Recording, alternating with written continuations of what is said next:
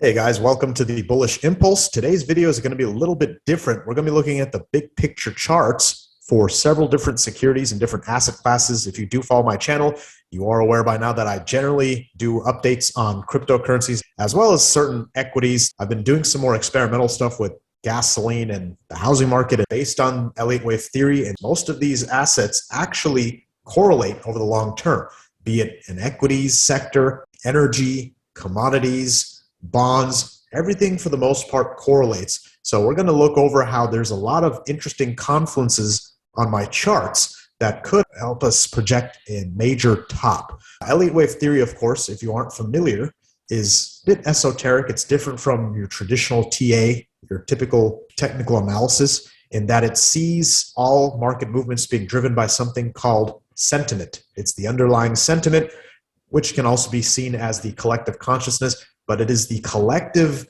result of our subconscious limbic systems on the whole. Feel free to read about Elliott Wave theory or the socionic theory of finance. In summary, you often see different inflection points align very closely in different asset classes, with many of the ones I've mentioned being of no exception. That includes different stock indices, individual sectors, the energy, commodities, and cryptocurrencies. Those are all the ones that I'll be looking at today. So I'm going to go over big picture, how the major inflection points for the stock market, the Dow Jones Industrial Average, and Bitcoin, or cryptos in general, align. I'll have timestamps in the video below. Some of these charts will be available in links below, so check those out if you'd like.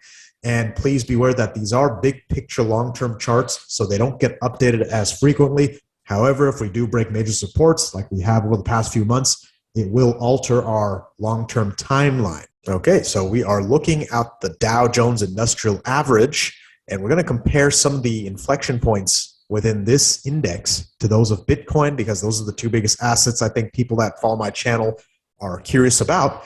But we see this entire rally as having started after the Great Financial Crisis, 2008, and we have a small 1-2, whether that's the 1-2 or that's the 1-2. That is subject to different interpretations, but we're going to assume it was sometime back in the 2010s that it ended. We had our final third wave blow off top in early 2018, January to February. If you guys remember, there was the volatility storm of 2018 where the VIX exploded and a lot of inverse volatility funds were decommissioned during this time period. And we had a big, long fourth wave correction that actually caught us, a lot of people off guard in end of 2018. You guys remember there was a massive spike down in December of 2018 and a quick reversal, which got people even more bullish and confident. But here you'll see that we actually interpret that entire thing starting with the 2018 top in January through the bottom in March of 2020 as a large fourth wave flat. So yes, the entire rally and subsequent crash counts as a big expanded flat, one of the biggest expanded flats ever seen in history by Elliotticians everywhere. And therefore, as that was the major fourth wave, we had only one more rally left. That would be our fifth wave. And that is what we're showing here. You're going to see that we had the very similar inflection points in the cryptocurrency space as well. So obviously Bitcoin doesn't have history going back as far as a stock market does. So we can't really confidently project a first wave, but we call one of these structures a first wave. Or maybe this first wave, this was the first wave in December 2013. The proportions more or less check out, but eventually we had ourselves a third wave top in December of 2017. That's right, very closely aligned with what we see in the Dow Jones Industrial Average, in which we had a major third there, and then we had a precipitous collapse. And whereas in the Dow Jones Industrial, we had a fake out B wave rally and a blistering crash in 2020, things looked a little bit less crashy in the crypto space. In at least Bitcoin, Ethereum, and Dash, we had our fourth wave bottom back in December of 2018. So it took about a year. And then we had what we're calling a 1-2 to start off the final leg of the rally. Other altcoins actually had a lower low in 2020. So they're counted a little bit differently. But bottom line is our third wave top looks a lot like what we saw in the Dow for cryptos. And our fourth wave, well, we didn't see anything but sideways action in either the equities or the crypto space. So in that way, they're kind of aligned. And as I mentioned, some altcoins actually did have a lower low in 2020. So you can already see how there's a lot of uncanny similarity in the way these two structures have looked, again, in the Dow and in Bitcoin itself. After we had that long drawn out fourth wave in the Dow, at least, which again lasted from early 2018 to mid 2020, over 2 years, we were expected to have one more final rally, and we're a good ways through that as well. We have a clear 1, 2, 3, and a very deep fourth wave that scared everyone's pants off. We've got calls for the world to end and all sorts of things going on. And similarly, we've had exactly the same thing happen in Bitcoin, in which we had, again, off the 2020 bottom. We're calling this our third wave up. We had a bit of a fake out, pulled back really hard, and it's scaring a lot of people, which isn't surprising. This is what the bottoms of crashes look like. There's even more similarity than that. When we look within the fifth wave, what we're calling the fifth wave in Bitcoin, even some of the internal movements of the subwaves align with the stock market. Here, we had a couple of different tops. We couldn't quite break through resistance in the Dow, but I have what I'm calling the third of the third in May of 2021. If you guys recall, April, May, that was about where our major crypto top was. That was our third wave of this final fifth wave. In different equity indices, you'll see that we had a third wave there as well. And of course, we had a final top in January. We had a bit of a bounce here as well. This was actually a little earlier. Some of the other cryptos start descending. Some had higher highs, but right in that holiday 2021 time frame, we had a final top before this seemingly endless crash. But this is what fourth waves feel like. And look at that. We had our crash hit for the Dow, the stock market. This looks a lot like what we're seeing in Bitcoin. This is a clear ABC correction, possibly a bottom in. So don't want to knock on the wood here.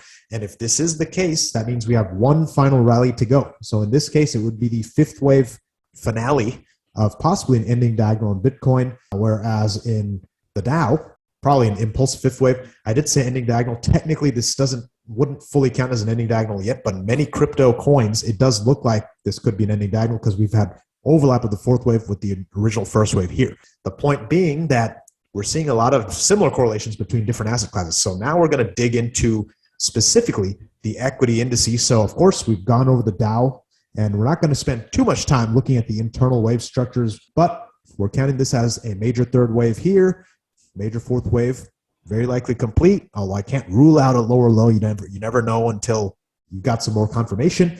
And we expect one final impulsive rally to take us somewhere into this box. When we use trend channel analysis, using the bottom of our second wave and the bottom of our fourth wave, wherever we want to put those in, we have a few trend channel lines. There's some alignment showing us that the middle of this box is looking like middle of 2023.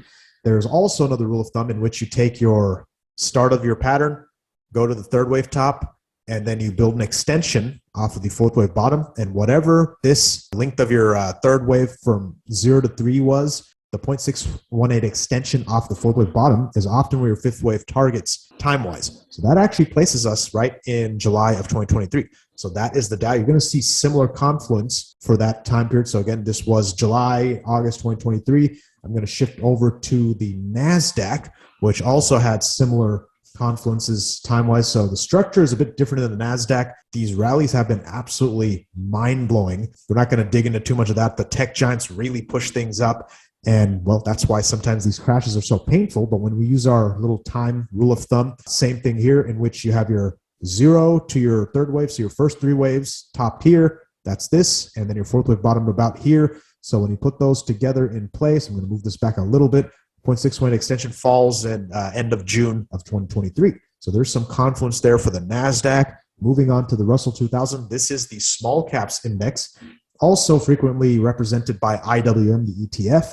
Well, this thing ran ahead of a lot of the other asset classes. So here, we may have actually had our top in November. So this actually aligns a bit more with Bitcoin and cryptos. So if we use that same analysis here with our timing, that places the eventual fifth wave top somewhere around June of 2023.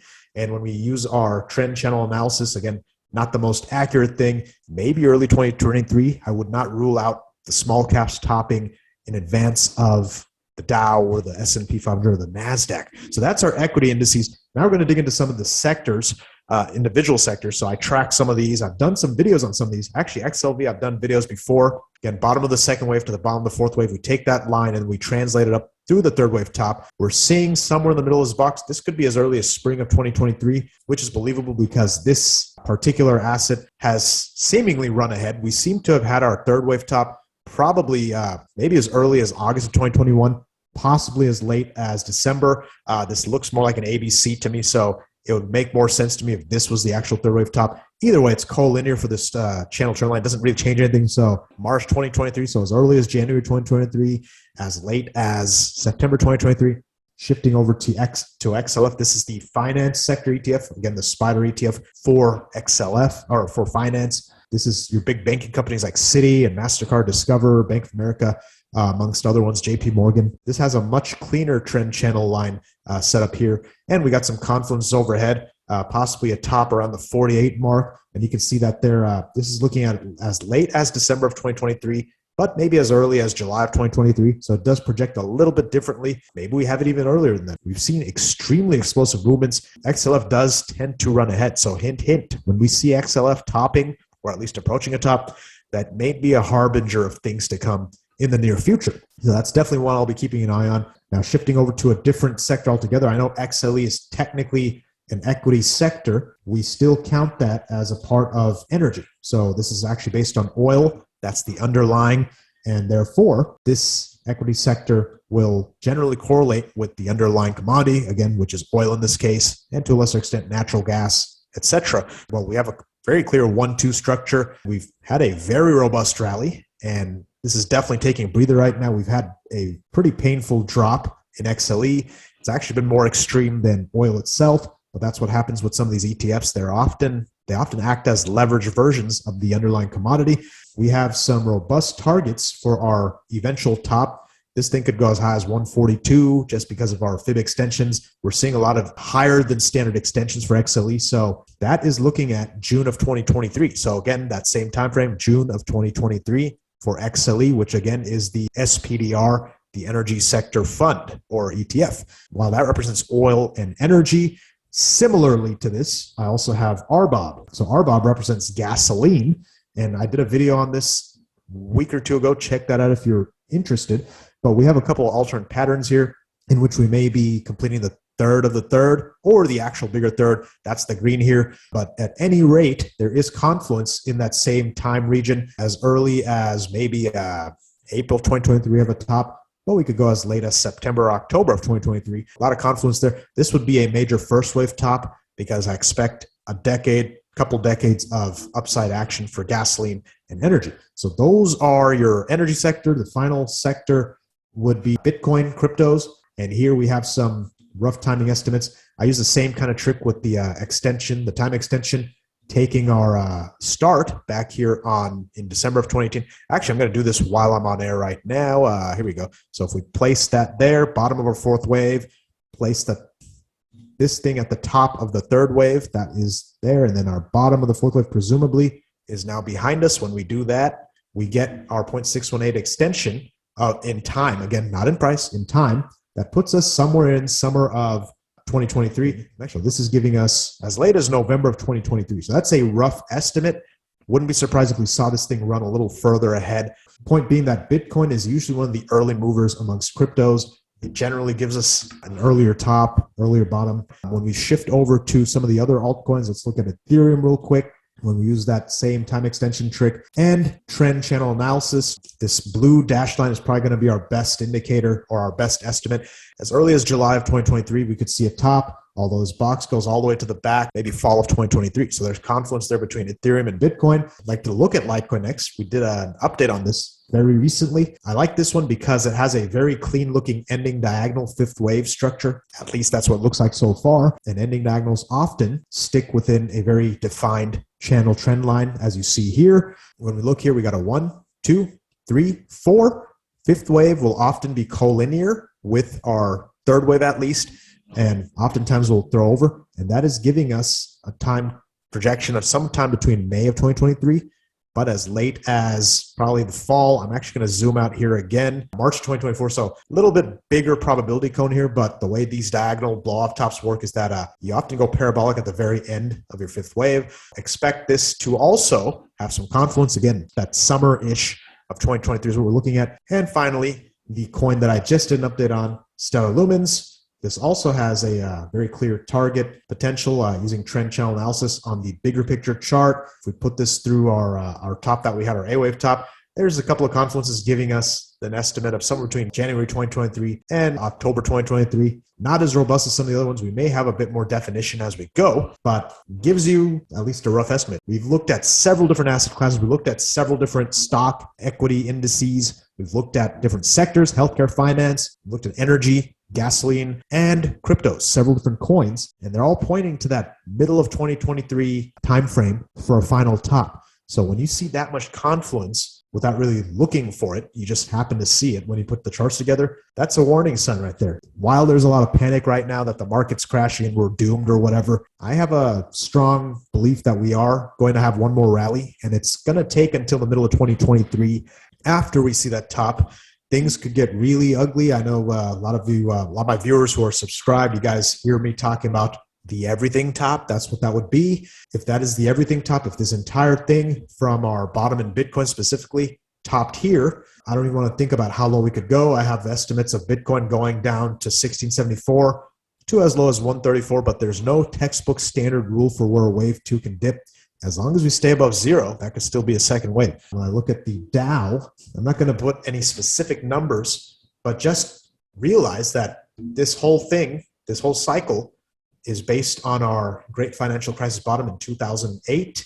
However, there's a very good chance that this top could be a 100-year top. So I'll leave it at that. I'm going to have plenty more updates on how we can prepare ourselves for the incoming bear market and what other signs to look for. You often see things like an inversion of the yield curve or rallies in commodities. You'll see Fed actions oftentimes precede downside market action. Oftentimes, the second they start cutting, you see the market start crashing.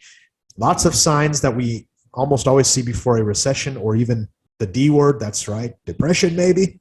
We're not seeing any of those just yet. So keep your eyes peeled, don't panic, and subscribe so that you don't miss any updates. And if you enjoyed my video, don't forget to give me a like. Until next time, thank you for watching and happy preparing.